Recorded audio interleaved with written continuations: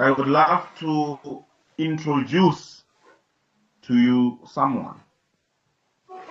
But I need to paint you a picture that it takes a lot than just a simple idea, but it takes vision, it takes courage, and it takes unwavering commitment to transform an idea into a movement that inspires people across borders.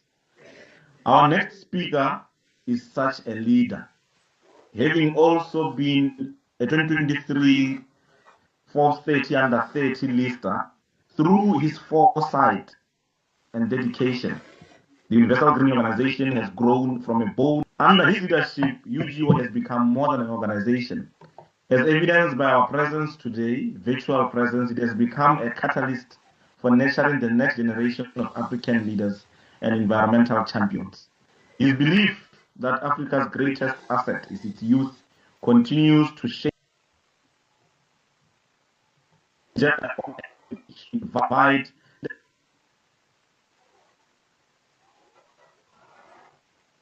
the executive of the Universal Greening Tshitwamulomoni to deliver his keynote address by the founder. Executive. Thank you so much, Director. And welcome to everyone who is in the platform. Chair Sitlalo, the virtual floor is yours. Thank you so much. Thank you so much, Director. Can I confirm if I'm audible? Yes, Chair, you are audible. Thank you so much, Director of International Relations, Omolemo Somolekae, who we call SOMS as the team. I want to thank you for affording me this platform or the opportunity to address this gathering today. The Ministry of Namibia, represented by Mr. Hillary, Ministry of Sierra Leone in absentia. I know the minister had confirmed that he will be part of this session. I want to believe that in no time he might join us. Our strategic partner, Department of International Relations and Cooperation in South Africa, DECO, represented by Director of Gender Diversity, Mr. Mnengwana. Our partner from the University of Olaga in Ethiopia, all officials from the Universal Greening Organization, our strategic partners who have joined virtually, those who are on Teams meeting and those who are on YouTube, and all interested and affected partners who are going to follow this session. All 2024 and 2025 UGO Fellows and the 2026 cohort, I want to greet all of you. Nda, Dima Siari, in Botswana, I think they say Dumelang. In Kenya, I think, but is it where they say Jambo or Mambo? So I think I'm learning African languages, and I think it's important that we all journey towards that as we are at a crossroad as Africa. I think I want to start by acknowledging the team that has worked tirelessly to put this together, starting from working on selection of the countries where we end up having 11 AU member states, going to the logistics and the efforts that we put when team was working on launching the fellowship, and to arrive where we are today, where we are confidently going to announce the 200 young people from Africa who are coming from all 11 AU member states. I want to appreciate the efforts. I want to appreciate and encourage you to continue to invest your time. I know, Program Director, you were not working alone. You were working with a team. and I want to appreciate all of them one by one. We are sitting at a space where Africa is no longer going to be referred to as the future. We are at a space where Africa is the present. And I think it's important to note that because the youngest population in the world sit in Africa. And that must tell us that as Africa, we have got the great opportunity to shape the future. And that's why, as the Universal Greening Organization, we felt it fit to start a program that gathers young people of Africa, put them in one space so that they start the discussions on how to unlock the potential that Africa has, to gather resources so that we can come and be part of your life, but not merely to just be part of your life, to ensure that you also pay it forward. And to pay it forward is to mean you need to then contribute and touch the next generation. As the Universal Greening Organization, we have positioned ourselves to respond to the challenges that Africa is facing today. And young people will understand that where we are now, there are a lot of challenges that we are experiencing as Africa. And the first one, which is important, is that there is a growing population in Africa. This growing population will need food. The growing population will need shelter. Growing population will need resources to advance their lives. And that can only happen if, as young people of Africa, take responsibility to contribute in the production of food in Africa. And this is a call to action. We are then saying young people of Africa must not just consume food that they do not know where it comes from. They must be part of those who are contributing from primary production to processing until they then send the food to the tables, in hotels, in households.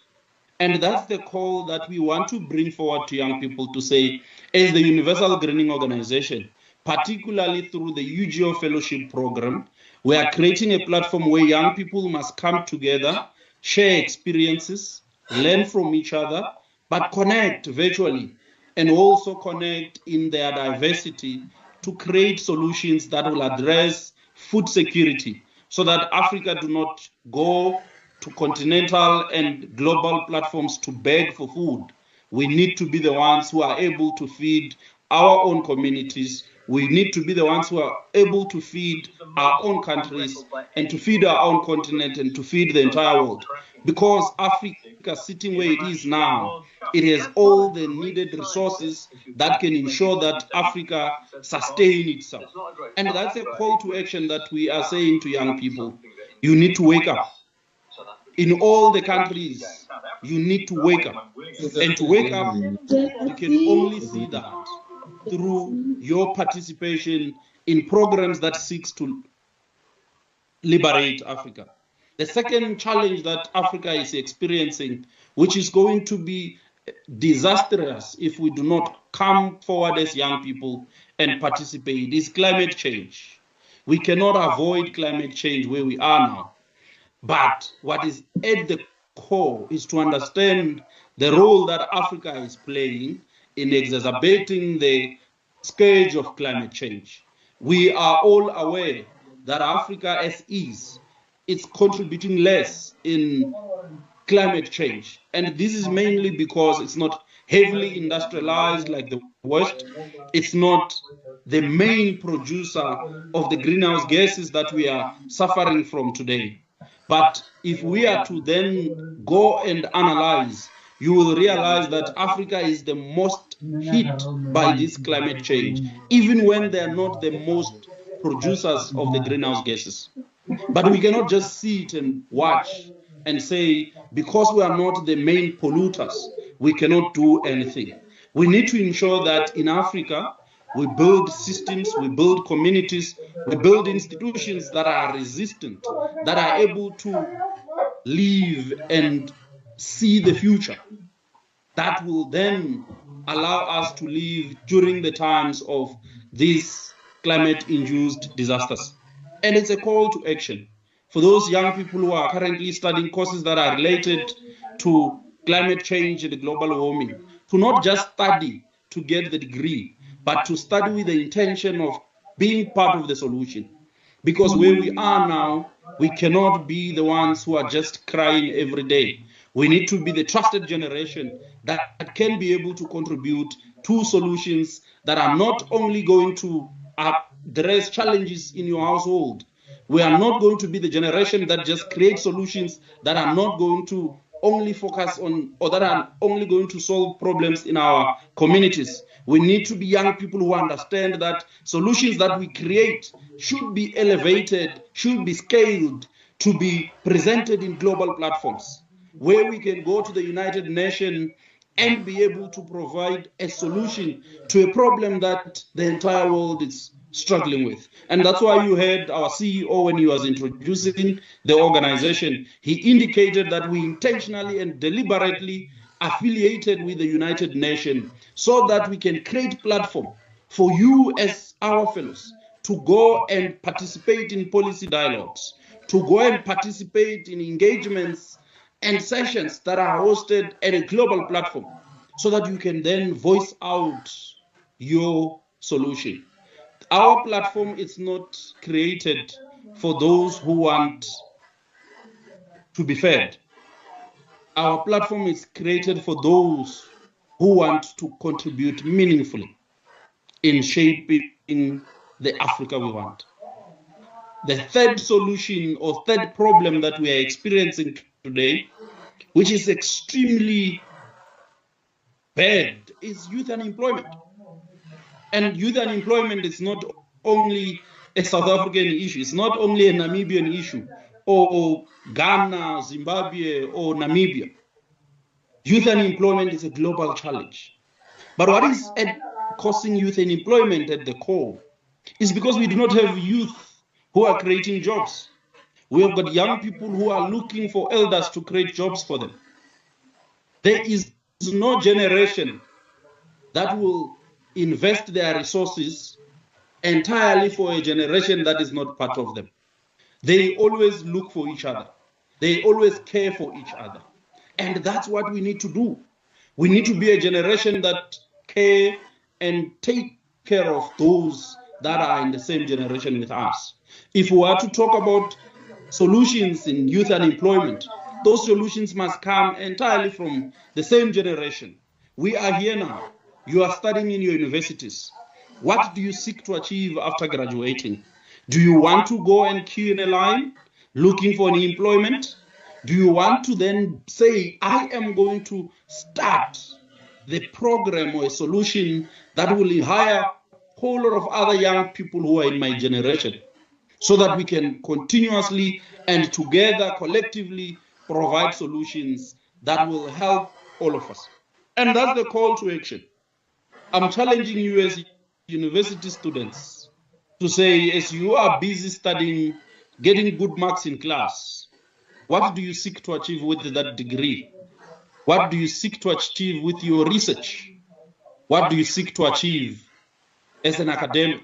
Do you want to be known as someone who studied and became a doctor for nothing?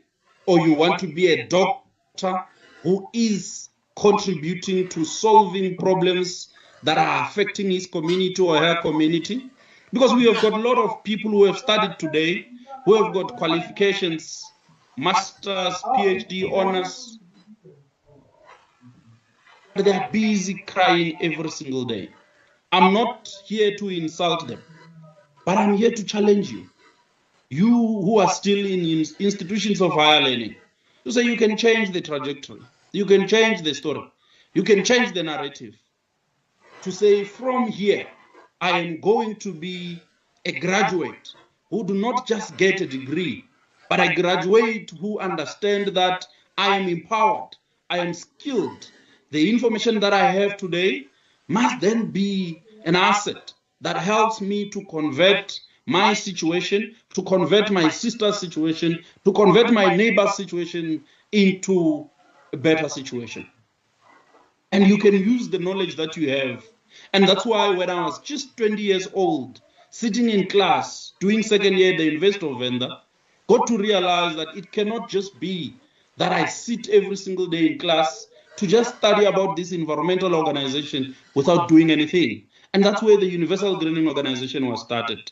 It was started from just understanding that it cannot just be about me, knowing and understanding the environmental challenges that the world is experiencing. But it has to be collective efforts.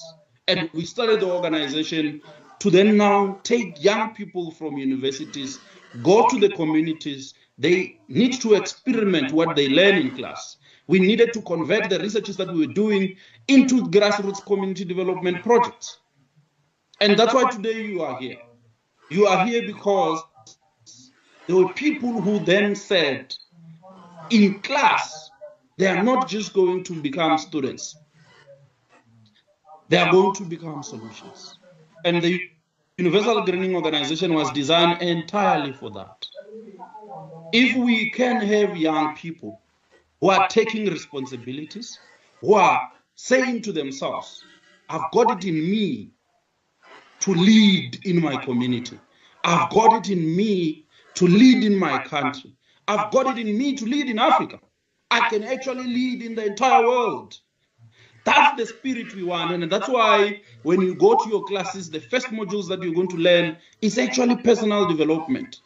The reason we want you to understand yourself is so that you can maximize and unleash the potential that you have. You need to awaken the giant who is sleeping within, because in you, we have got our next Mark Zuckerberg. In you, we have got our next Bill Gates. In you, we have got our next Nelson Mandela. And it can only happen once you accept it yourself to say, I've got potential. I need to convert this potential into kinetic energy. There must be movement.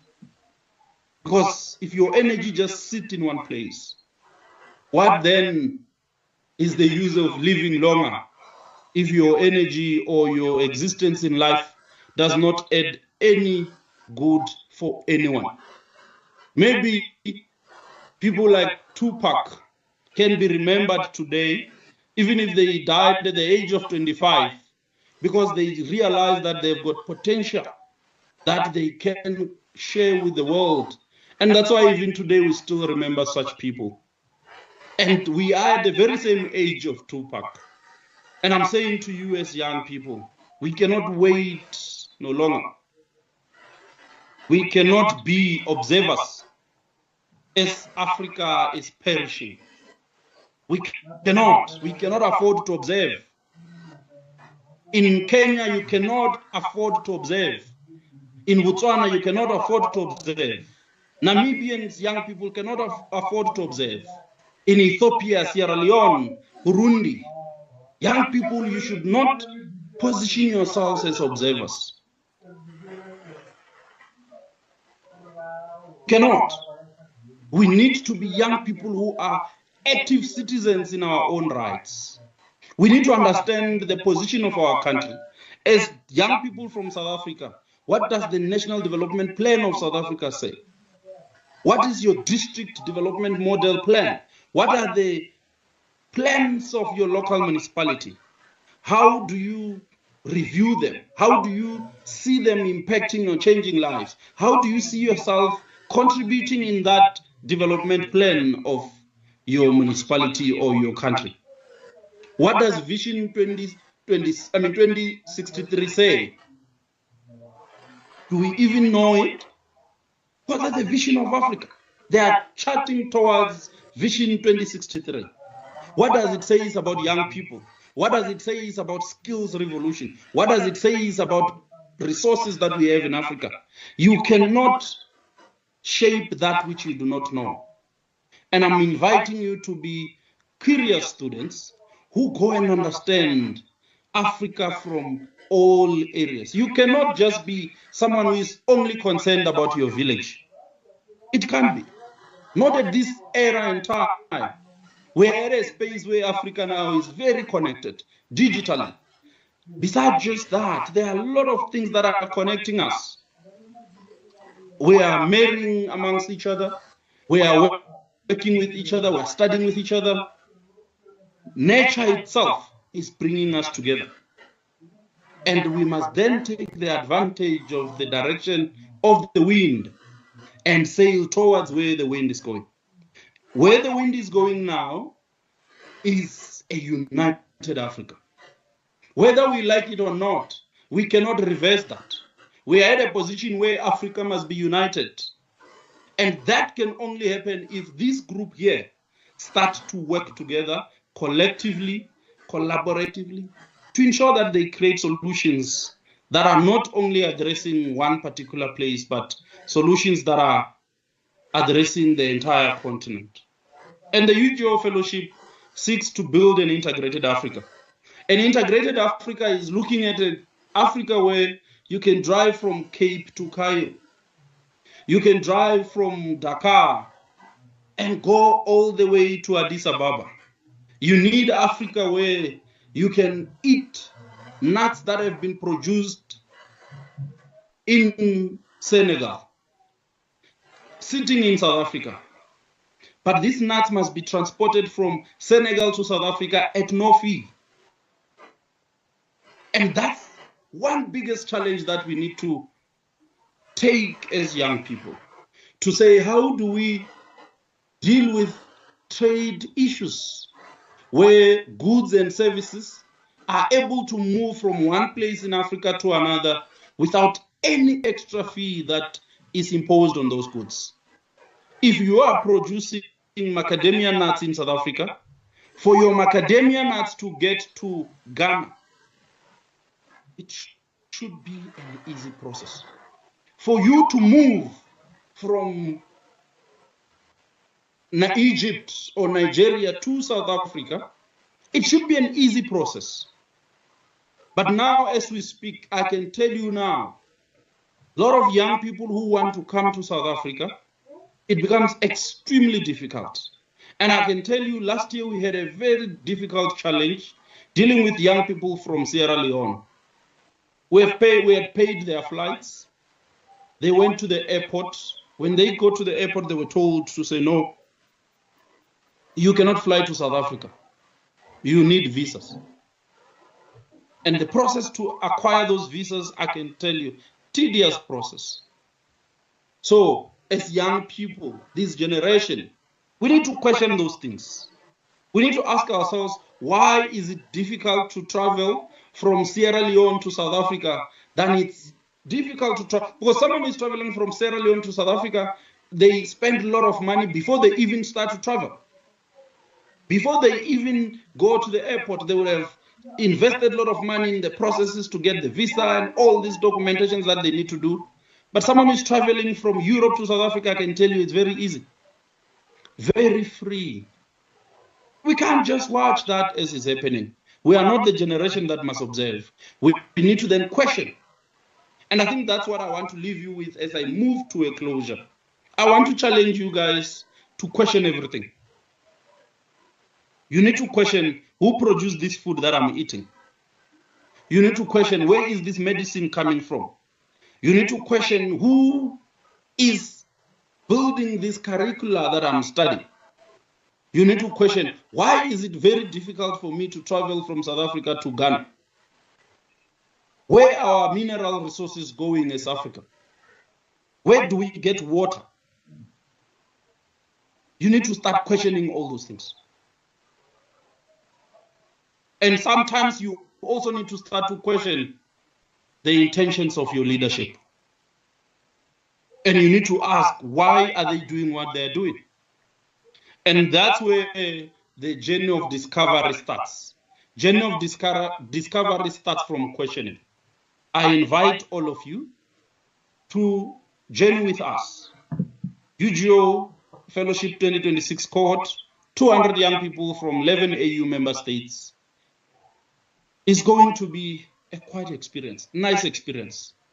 But I'm inviting you to join this platform, not only to fly for the first time, not only to go to DECO, but you need to join this platform to then be the change maker. I want to invite all of you to start questioning everything. I want to invite all of you to start understanding Africa. I want to invite all of you to start questioning yourself, your level of contribution, to start questioning yourself if you are just someone who is here on this earth to do nothing, or you can really feel it inside yourself that you have got a role to play in shaping the Africa we want. I thank you. Wow, a round of applause, a round of virtual applause. Executive Chairman, I think from the bottom of our hearts as UGO staff, I did a mistake by inviting you to the podium because you turned it into a pulpit and you preached. Thank you very much for your inspiring and thought-provoking remarks. Your address has indeed reminded us that true leadership is measured not only by the vision we conceive, but by our ability to inspire others to pursue that vision with courage, with purpose, and commitment. You have once again reaffirmed that the UGO Fellowship program is far more than a leadership initiative. It is a continental platform for nurturing young Africans who are prepared to collaborate across borders, to champion sustainable development and become ambassadors for a more united and prosperous Africa. Indeed, you made a continental clarion call to action. On behalf of everyone joining us today, thank you for your unwavering dedication to empowering Africa's youth and for your steadfast commitment to building strategic partnerships that continue to expand opportunities for young people across our continent. Ladies and gentlemen, friends, colleagues, esteemed guests, please join me in showing our appreciation to the Executive Chairman and Founder of the Universal Training Organization, Mr. Talifhani Tshitwamulomoni, for his inspiring address.